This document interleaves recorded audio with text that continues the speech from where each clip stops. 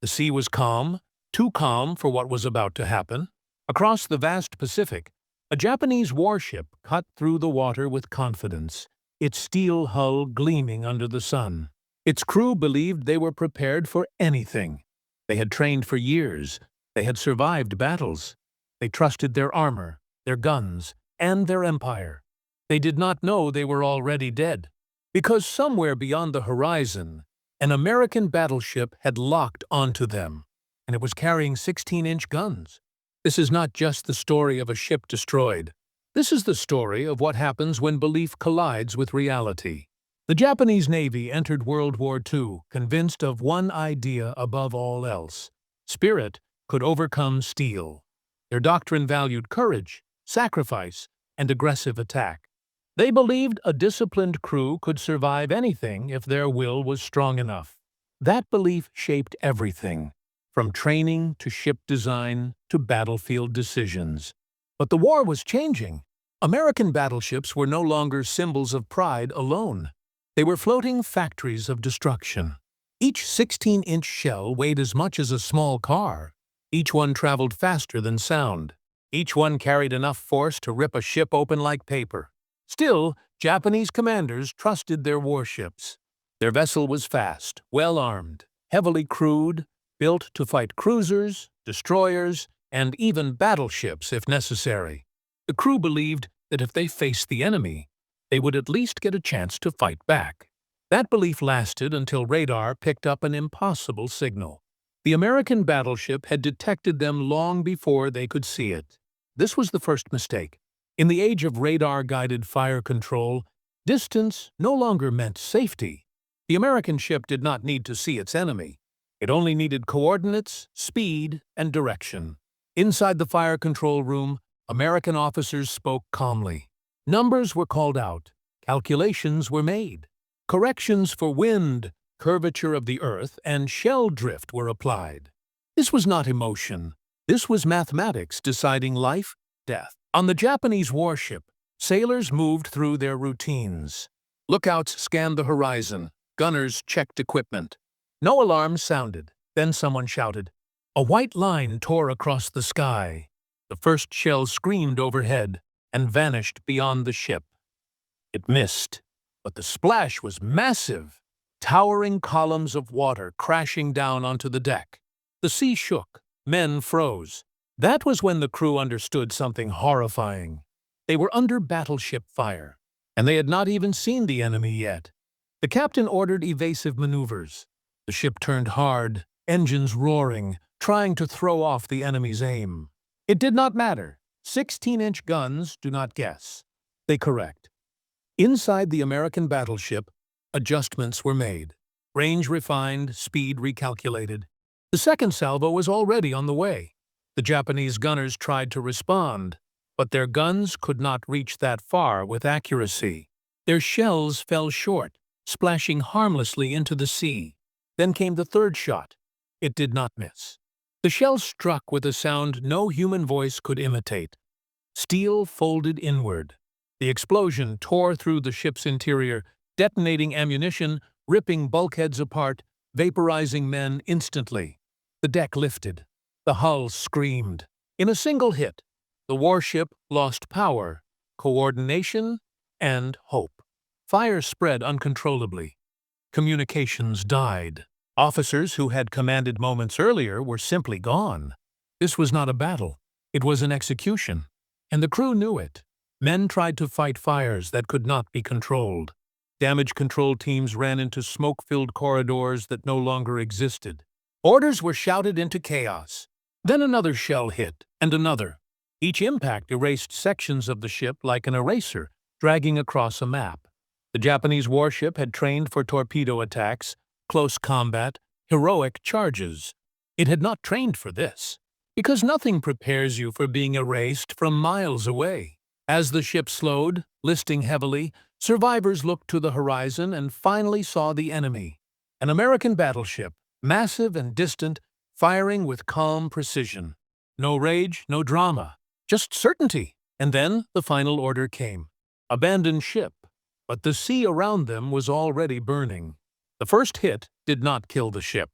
That was the cruel part. It wounded it. Inside the Japanese warship, darkness swallowed corridors that had been bright seconds earlier. Emergency lights flickered, then died. Smoke poured through passageways, thick and choking, carrying the smell of burning fuel, scorched steel, and something far worse. Men screamed for medics who no longer existed. Others clawed at twisted doors that refused to open. Somewhere deep below deck, seawater rushed in, unstoppable, flooding compartments designed to keep it out. The crew had trained for damage control. They had practiced sealing bulkheads, fighting fires, saving the ship. But this was not damage. This was dismemberment. Above deck, the ship listed sharply to port. Guns that once pointed proudly toward the horizon now sagged uselessly, their crews either dead or scrambling for cover. The bridge was gone, ripped apart by the blast. Command had vanished with it. No orders came, only instinct remained. Some sailors ran toward the flames, dragging hoses that melted in their hands. Others tried to restart engines that no longer had power lines. A few froze in place, staring at the destruction, unable to accept that their ship, once the pride of the fleet, was already dying. Then the second salvo arrived. The sound came first, deeper and closer than before. The American battleship had adjusted its aim perfectly. Another 16-inch shell slammed into the aft section, exploding inside the hull. The blast ripped open fuel tanks. Fire surged through ventilation shafts, turning entire decks into furnaces. Men were thrown against walls hard enough to break bones. Some never even felt pain. This time, panic spread openly. The realization hit everyone at once. They were not fighting a ship. They were fighting physics. 16-inch shells did not care about courage. They did not respect tradition, honor, or sacrifice. They reduced all of it to burning fragments. On deck, surviving officers tried to regain control. Flags were raised, signals attempted. The radios were dead. The rangefinders shattered. The ship fired back blindly. Its shells arced toward the distant American battleship, splashing harmlessly short. Each miss felt heavier than the last, because it proved a terrible truth. They could not reach their enemy. They were being destroyed by something they could not touch. As smoke thickened, sailors began jumping overboard. Some were burned so badly they did not feel the cold water. Others leapt simply because staying aboard meant certain death. The sea was no refuge. Oil covered the surface, igniting in patches. Debris rained down. Explosions sent shockwaves through the water, rupturing lungs, shattering eardrums. Then came the third hit. This one struck near the magazine. For a fraction of a second, the ship seemed to lift out of the water. A massive internal explosion tore through its core, blowing sections of deck skyward. The hull split. Steel plates peeled back like paper. That was the moment the warship truly died. Power was completely lost. The engines fell silent. The ship slowed, then stopped, drifting helplessly while fires consumed what remained. Inside the American battleship, the mood was controlled, almost clinical. Fire control officers called out results. Gunners waited for commands. There was no celebration. This was procedure. Another salvo was prepared. On the Japanese ship, a surviving officer gave the order no commander ever wants to give: abandon ship. Men scrambled toward the edges, helping the wounded, pushing makeshift rafts into the water. Some saluted the flag as they passed it. Some whispered prayers. Some cursed fate itself. As they fled, the American battleship fired again. Not to punish, to finish. Shells tore into the wreck, ensuring it would never rise again. Each impact sent geysers of flame and debris into the air. The ship began to roll, its massive weight finally surrendering to gravity. Sailors in the water watched in horror as their home tilted, exposing its wounded belly to the sky. They knew what was coming. When a warship sinks, it does not slip quietly beneath the waves. It drags everything nearby with it. The suction pulled men under. Debris smashed into bodies. Screams vanished into bubbles. Then the ship broke apart completely. The stern disappeared first. The bow followed, lifting briefly as if resisting, then plunging into the depths. Silence followed. Only burning oil, floating wreckage, and scattered survivors remained. Above them, the American battleship slowed its fire. The target was gone. The ocean closed over the wreck as if it had never existed.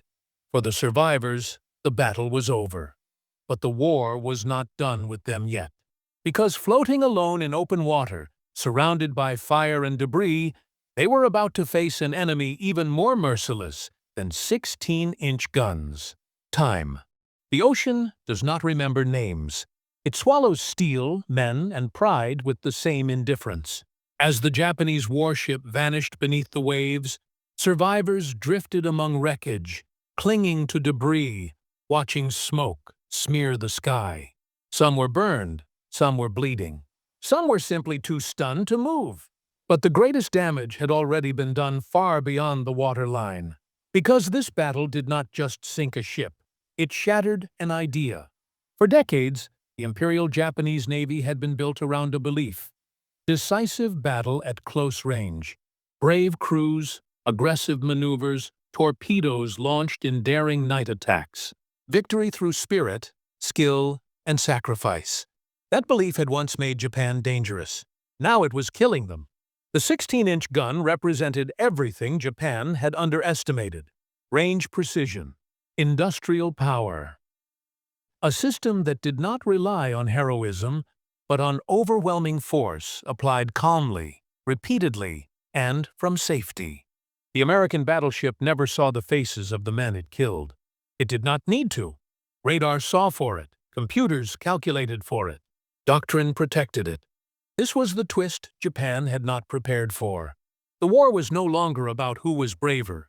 It was about who could see farther, hit harder, and replace losses faster. News of the sinking spread quickly through Japanese command channels. Reports were stripped of emotion, reduced to numbers and tonnage. But the meaning was unmistakable. A modern warship destroyed in minutes. No meaningful damage inflicted in return. Crew losses catastrophic, quiet panic followed. Because this was not an isolated incident. Similar encounters were happening across the Pacific. Japanese ships were being picked apart by forces they could not effectively reach.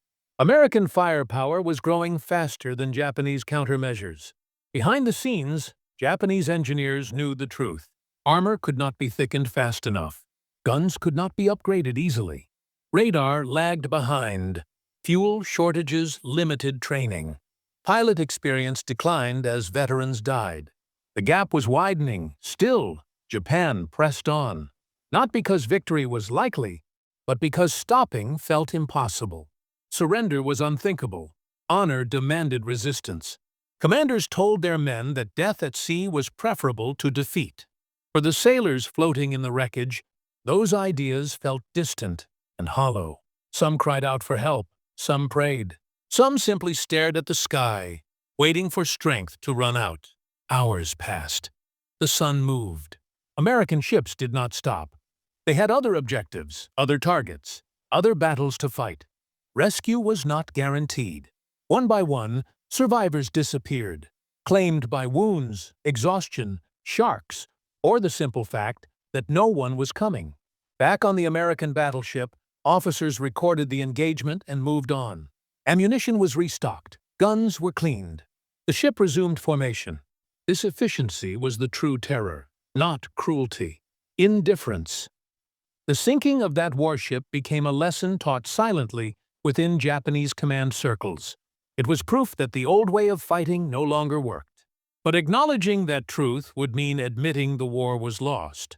So instead, Japan adapted in the only way it felt remained: desperation. If they could not outgun America, they would out-sacrifice it. If ships could not survive, men would be turned into weapons. The seeds of the final phase were planted here, in moments like this, when steel failed and human bodies were expected to compensate. The 16-inch gun did more than destroy a ship. It killed confidence.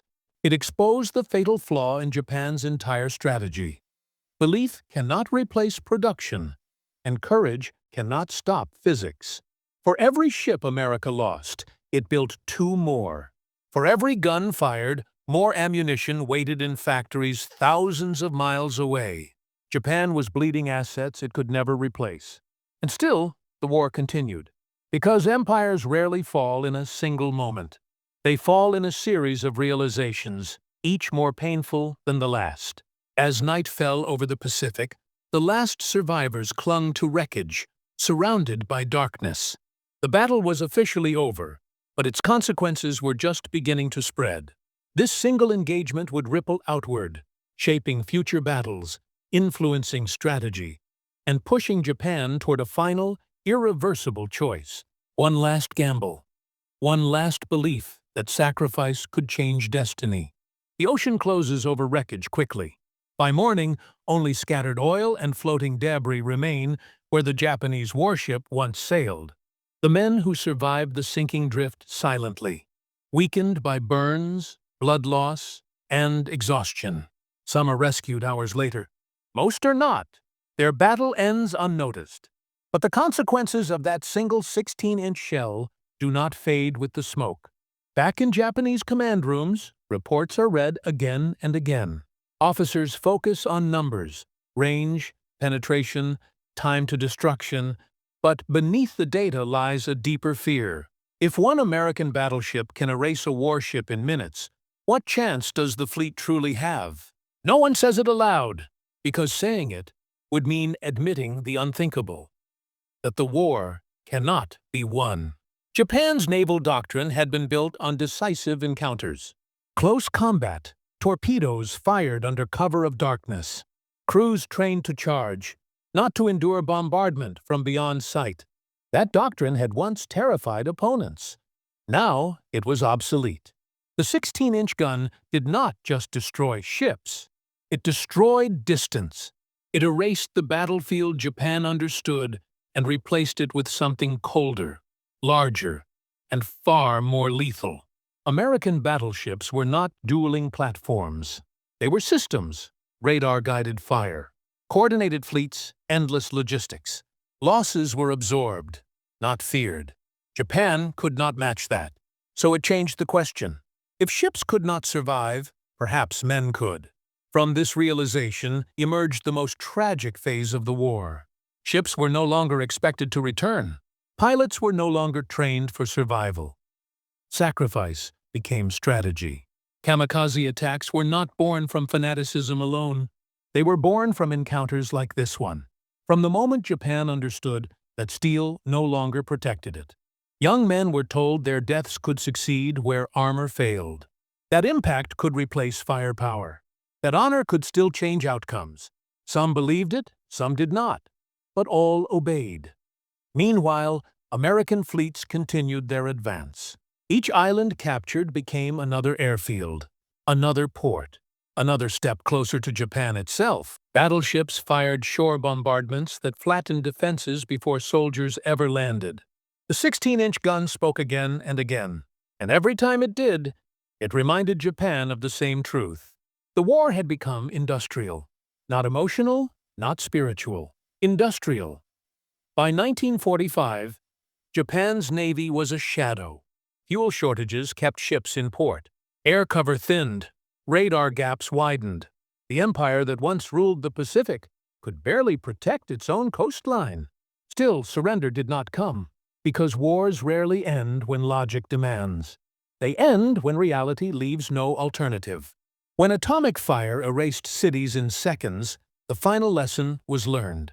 The same principle that destroyed the warship with one shell now ended the war with 2 bombs. Overwhelming force, delivered from beyond reach, without warning. The emperor's voice finally broke the silence, asking his people to endure the unendurable and accept defeat. And suddenly, everything that ship had stood for, pride, tradition, belief in sacrifice, belonged to the past. The 16-inch gun did not kill Japan, but it showed the path toward its defeat. It proved that modern war was no longer about bravery alone. It was about understanding reality faster than your enemy. That Japanese warship never had a chance, not because its crew lacked courage, but because courage cannot stop physics. Today, its wreck lies silent on the ocean floor, steel bones resting in darkness, A grave not just for sailors, but for an idea. That honor alone could win wars. History remembers the battleship that fired the shot, but it should also remember the lesson. When nations cling to belief instead of adaptation, they do not fall all at once. They are shattered, one shell at a time. The first 16-inch hit ended a ship. The lesson it carried ended an era.